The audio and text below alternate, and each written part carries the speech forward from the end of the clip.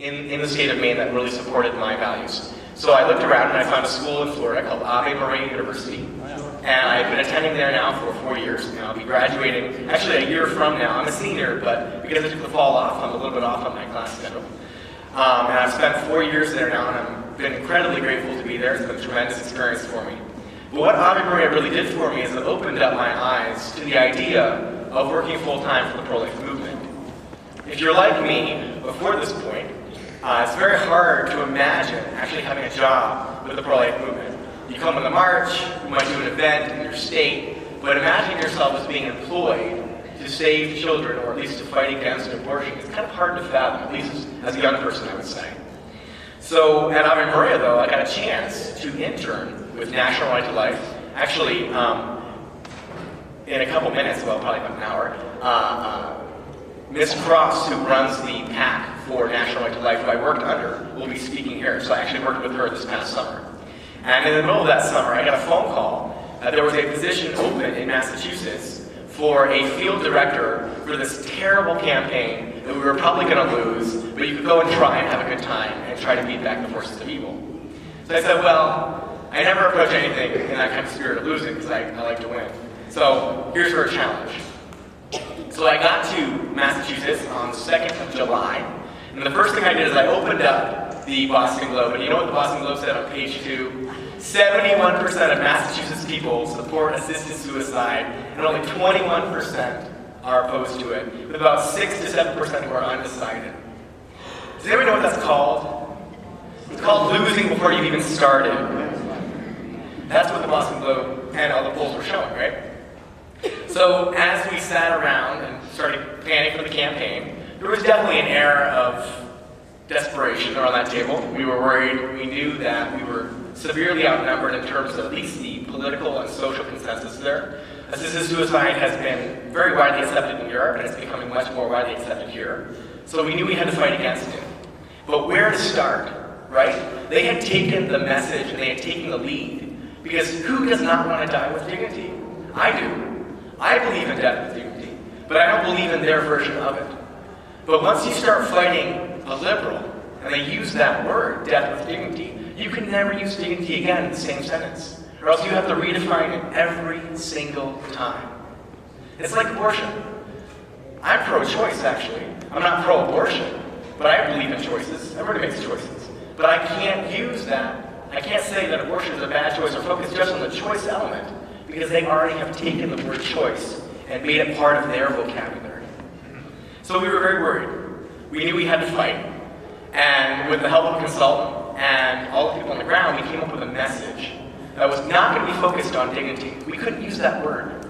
We had to focus on the other elements of the campaign, elements that people would understand, identify with, and help them to vote against this death with dignity bill. So their message from the very beginning had been, the Catholic Church wants you to suffer and die in pain. And that is why they're asking you to vote no on 2. Instead, die in control. Don't die by yourself alone. And die when you want to, at your time, your place, your decision. So, the first thing we decided was we were not all Catholics who were opposed to question 2. So we realized that we had to create a coalition of individuals who could approach the entire spectrum of politics in Massachusetts and say, it's not just Catholics who don't support assisted suicide. There are plenty of reasonable people, and there are plenty of reasonable problems with this bill. So once we had formed the coalition, we said, make it very simple. We're going to be no on question 2. Message identity has to be simple. People have to recognize what we're doing, and they have to get in line and be able to say, okay, here are 5 reasons why this bill is a bad idea. When you're in politics, people often forget that the best way to win a basketball game is to never play defense. Can you ever actually control the ball when you're playing defense in basketball? No, because you don't actually have the ball in your hands. And all these kind of social issues, often the left will come forward and they'll be on offense, right? And you're a typical conservative, so you're playing defense because you're worried about this issue. They're coming at you hard. And you're back, way back behind the half-court line, playing defense, kind of a little scared. This came out of the blue, right? And they walk right up the field. right past you, get you for a blocking foul, and then score. That seems to be the pattern that we always face with liberals. We did not want to lose out to the left again on this kind of issue when it was so important. So we realized that we couldn't just play defense. We had to play offense. Now, when you're playing aggressive offense, what do? You go past the half-court line. You play full-court press. You bash them in the face as they're getting out of the way. And you might have fouled them. But when they go up and take that shot, they're seeing stars. They'll probably miss, and the ball starts back again on your side of the court. That's how you play politics aggressively, and that's what we decided to do. What this bill meant to us was denial of health care, most importantly. Secondly, it was terrible oversight. There was nothing in the bill that allowed for any kind of governmental interest, any kind of governmental response once these suicide pills have been delivered to the patient. So once you got the pills in hand, there was no wrongful death. There was no investigation whatsoever. If one child helped the parent commit suicide, the other child could not complain.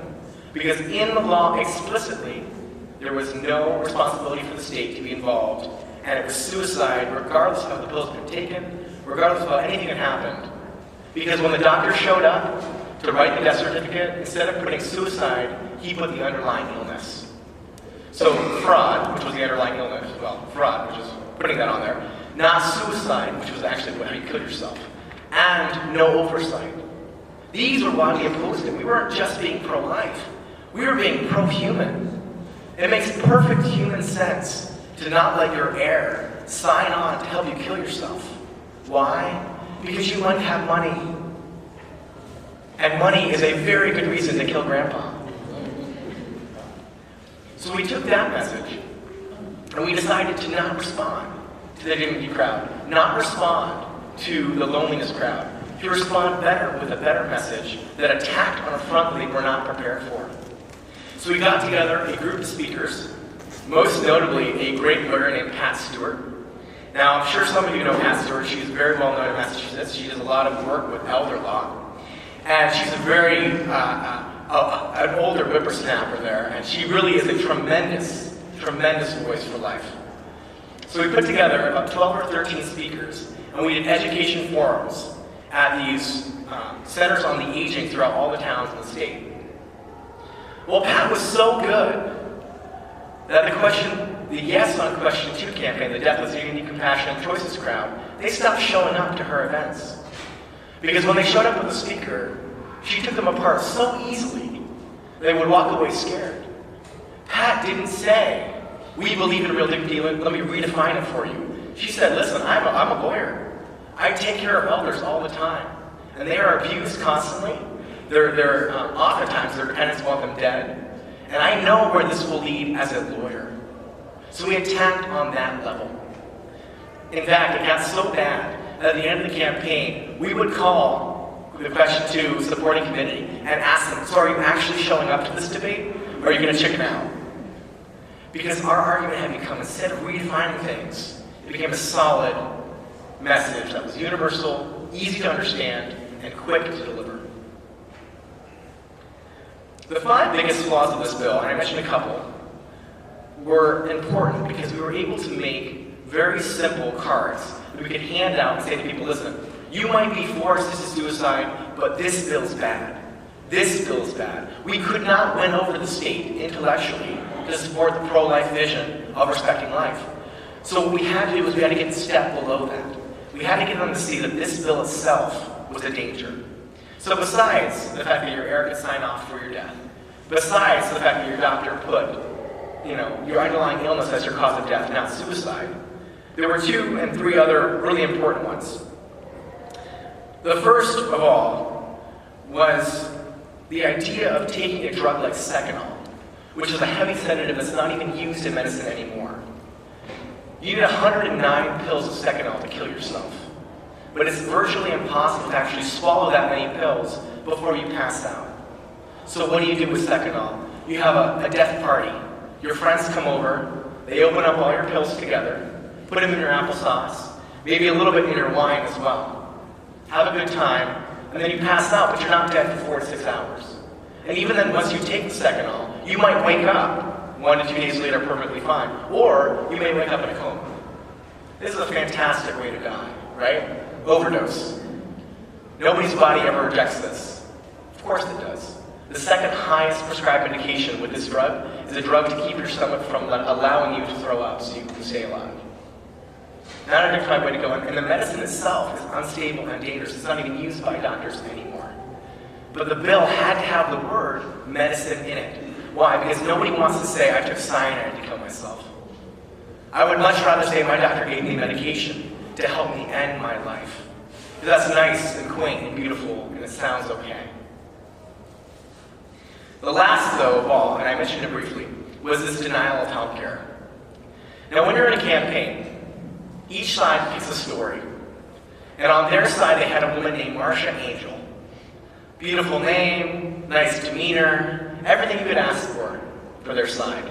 Now, Marcia's father had wanted to kill himself for a couple years. So what Marcia did, being the loving daughter, is she flew out her father out to Oregon so he could kill himself. And that was the crux of their argument. You want to kill yourself in dignity? You want to kill yourself at home? Look at poor Marcia. Look at the emotional, individual story. Let's use that as the reason to make it legal everywhere, right? And that's a very common theme. It's how it's always done in politics. Take an emotional story and use it. Well, how do you play offense against this? You take a better emotional story and come back with it. And you know what our story was? Our story was a blessing dropped out of heaven. A woman named Barbara Wagner, who had been living in Oregon a couple years ago, had passed away by this point, was 59 years old. She had stage 2 lung cancer. When Barbara went to her doctor, he informed her that it wasn't metastasizing, so they had to use an emergency program immediately. It was a cutting-edge program, you know, a little bit more expensive than the normal chemo. But he was sure, 59 years old, right? Her insurance company would pay for it. Well, there was one small problem. In 1997, Oregon had legalized assisted suicide. So when Oregon's health provider, which was Oregon State Healthcare, saw that she needed an expensive program at 59 years old to get rid of her stage 2, pretty clearly curable cancer, they wrote her a nice long form letter. Said, "Dear Barb, you're great, but unfortunately, we don't want to pay for this.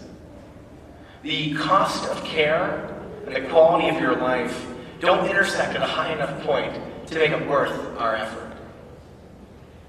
And then a nice bureaucratese, they explained how she couldn't appeal because it was Oregon State Healthcare, she had no options, and she just had to accept this. But because Oregon had a provision to offer at least one possible healthcare option, they would offer her in the same letter at the bottom, without copay, her 109 pills to help her kill herself. Now let me tell you this, ladies and gentlemen. When you have a copy of that letter, and when you have her statement on TV, that's a powerful, very powerful story. Now, Marcia Angel had a great story about her dad, but Barbara Wagner died because at 59 years old, she had very easily curable cancer, and 2 years later, because she received no good health care for it, she died. She had 3 grandchildren under 6. And we had a live home video of her saying, "Don't let this happen in your state. It's a disaster. Run from it." So we took that idea, and that became, on the ground, our educational roll call. We would show up, I'd bring a copy of her letter, and then she used to bring multiple copies, but then I realized the importance of bringing only one. Because as soon as I talk about this letter and I hand out one copy, every one of you stops listening to me because you want to see my letter. Because it's so hard to believe that an insurance company in the same letter would both deny you health care and encourage you without a copay to kill yourself. But it really happened. It really happened. So we took this educational campaign. We had gone throughout the state. I put close to 7,000 miles on my little Jetta, and it was game time. We were a week away from the election. The polls had been steadily closing. We were getting closer and closer, but they were up every poll. There was not a single poll this election where we were ever ahead. Ever. The entire time. There was not a single poll. In fact, I called up our consultant who was helping us with the media 2 days before, and he said, "Stephen, listen, Right now, our insider pollings are basically telling us that 48% of people are going to vote for this, and about 44% of people are going to support you and vote against it. You still got to convince 6 to 8%, pardon me. Well, the day of, after an intense media campaign, and after Vicki Kennedy got on the phone for us and released a very, very good robocall saying, as a hardcore and considerate liberal, I don't believe my Teddy would want to do this. It was very important, that and our media ads for sure. It came down to the final day. The Monday night before, we had a conference call, and Tim Rosales, our consultant, said one more time, listen, it's gotten a little bit closer. It's 46 to 44. 46 to 44. They're still beating you, but you have a real chance. You know why? Because in an election like this, the undecideds usually break for you. But what you need right now, what will win this campaign right now, is having people on the ground who aggressively push the message, holding signs and being present at poll stations, because then you can convince people as they're walking into the poll, vote no one too. Well, by that point, if we had started looking for volunteers on the Monday before the election, we would have been in big trouble. But thankfully, because of the work of Pat Stewart, of myself, and so many others working on the ground, we had a very sizable volunteer army of individuals who were going to hold signs for us. Now, I will note that it is incredibly difficult to run a campaign with ground volunteers if the other side has those volunteers too.